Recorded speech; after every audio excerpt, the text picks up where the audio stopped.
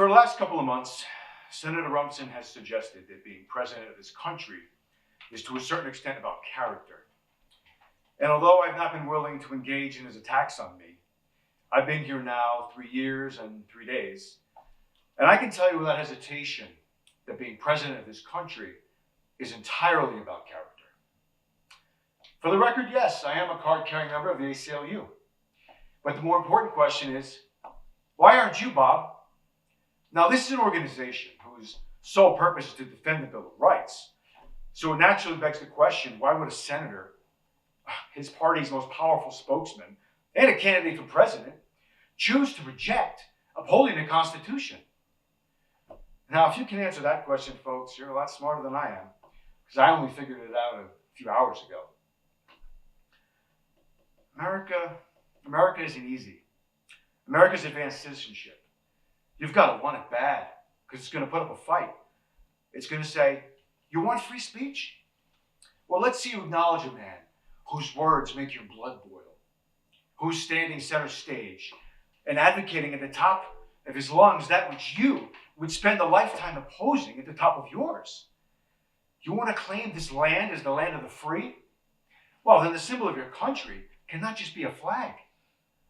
That symbol also has to be one of its citizens exercising his right to burn that flag in protest. Now show me that. Defend that. Celebrate that in your classrooms. And then you can stand up and sing about the land of the free.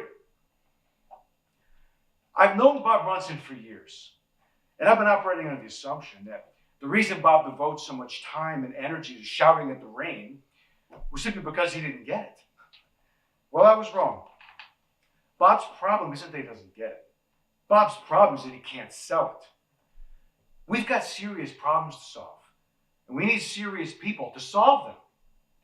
And whatever your particular problem is, I promise you, Bob Brunson is not the least bit interested in solving it.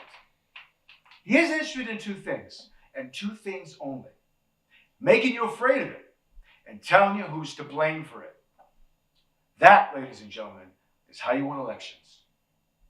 You gather a group of middle-aged, middle-class, middle-income voters who remember with longing an easier time, and you talk to them about family and American values and character. And you wave an old photograph of the president's girlfriend, and you scream about patriotism, and you tell them that she's to blame for their lot in life. And then you go on television and you call her a whore. Sidney Ellen Wade has done nothing to you, Bob. She has done nothing but put herself through school, represent the interests of public school teachers, and lobby for the safety of our natural resources. You want a character debate, Bob? You better stick with me, because Cindy Ellen Wade is way out of your league.